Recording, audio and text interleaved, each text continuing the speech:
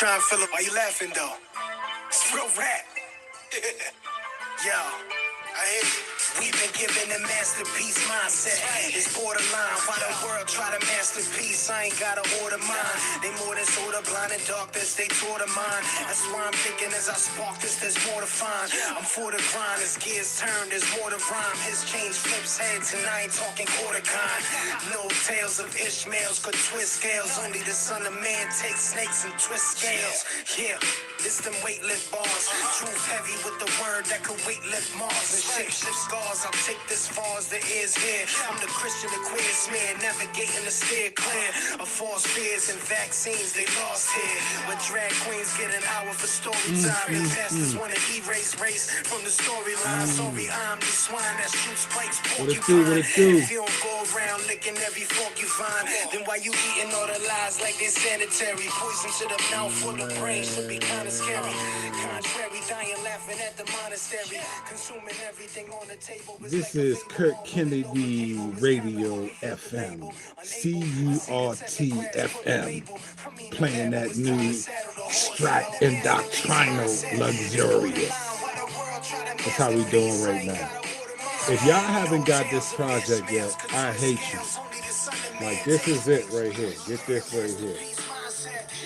Don't say it's not on iTunes or none of that. Right? It's right there. Only the Son of Man takes snakes and twist scales. That is the warm-ups precede the workouts. Streaming everywhere. Look, man, go buy that joint. Then stream it. Let that man get double the portion. Double the portion. Album is dope. 9 songs. Y'all gonna love it. This the warm-up for the Wolverine coming out later. All right. Having said that, I just this is a thinking out loud, so you can stay with me or not. I was thinking about so I am working on currently, I am wrapping up. First of all, thank you if you read Did Black Evangelicals Let White Evangelicals Say Nigga Substack article. Thank you. That joint it went way, I thought, because people are so tired of, we're kind of worn out about race and worn out about just all of it in many ways. Many of us are either very triggered, we're just tired of it. I did not expect a lot of people to actually read. I thought at best, I'll get a couple hundred people would read it, maybe 1,000 at the most. I imagined maybe 1,000 people would read it, and I would have been satisfied with that.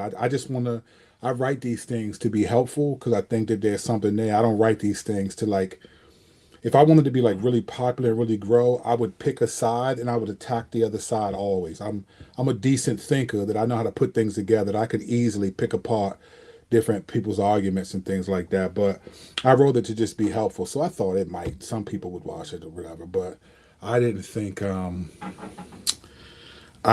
it would have this kind of response. So thank you if you read the article. As I'm working on part 2 of the article, I just been thinking about race and all this stuff and just different kinds of conversations. And actually part 2, when we move towards the solutions, really doesn't have anything to ultimately do with race. I think that the actual racism and the struggle is really more of I personally think it's a smokescreen to what the deeper issues are, but we still have to work through that, right? So this is why I never ended up writing a book on race and stuff like that, because I just think it's a smokescreen. But I've been thinking about something, and just really I was watching a good interview where a guy who's on Ben Shapiro's, he's in Ben Shapiro's now, I think Matthew Knowles. He was showing a brief clip of Don Lemon from CNN and John McWhorter. I bang with John McWhorter. He's a really good thinker. I really like the way he thinks. And he would be anti-woke, anti-social justice, all that stuff. And he's a professor, I think, from Columbia. I bang with John McWhorter. I like the way he thinks. I don't always agree with him, but I bang with him tough. And so they were talking about reparations. And John McWhorter made this point that he said that affirmative action was actually reparations for black people. So he said, if not, then why are we holding so tightly whenever we talk about getting rid of affirmative action, that people get offended? And that was basically his point, and that all that stuff ended, reparations has ended. And then I was just watching another piece the other day about systemic racism and all that stuff, and I had this thought. This thought came to me, and I'll just put this out there for you all. You can agree or disagree. I had this thought about abolitionists. And so when people say stuff like systemic racism ended in the 60s, I totally understand the argument. Or that reparations was already given to black people because of affirmative action. I totally understand where they're coming from. But I had this thought because because when you make statements like that, particularly like racism ended in this time, here's a thought that I have. In that statement, implicit in that idea is that when the law ended, racism ended. So implicit in the idea, whether they mean it this way or not, the logical conclusion to that idea is that people were racist because the law allowed them to be racist. And then now, so the laws have changed, racism ended.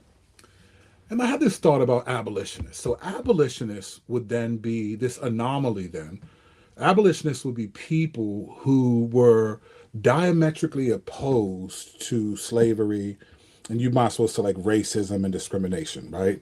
And I remember when I debated Vodi Bakum last year at Lancaster Bible College, he made the point. He actually rebuked me in front of everyone by saying that I was slandering the church, which I was not. It was a stupid rebuke, but I understood why he did it. And I've already went through all of that, so I'm not going to rehash that whole thing. But that's not what I was saying. He was literalizing words and like saying I didn't make enough qualifications that not every single person, right, did this. I'm sorry if I froze on you, bro. I'm live to me. I hope it's not that. So anyway, but this idea that he brought up the abolitionist movement, that there were abolitionists that did this and they fought, and I would agree there were. But here's the point then to me. Here's what's interesting to me. Abolitionists then would be people who were diametrically opposed to slavery and racism, right? And they were opposed to it during slavery and racism, right?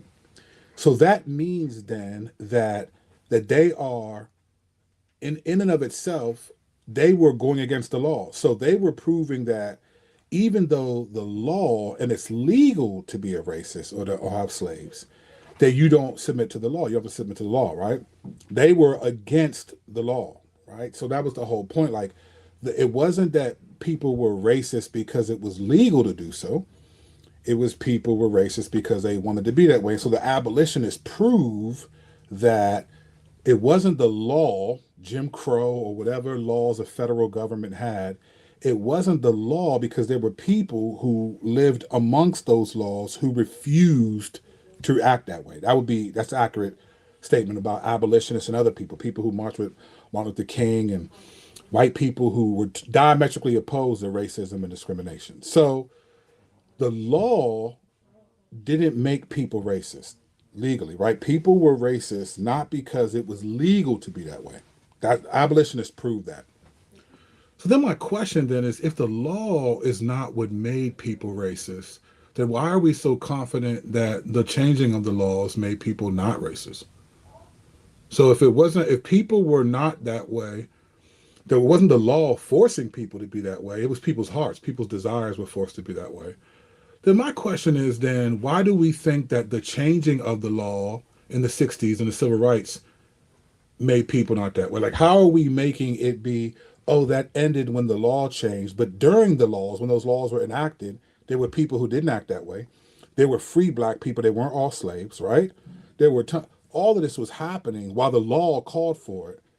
So if the law didn't make people racist, then why are we so confident that the law changed a lot of those things?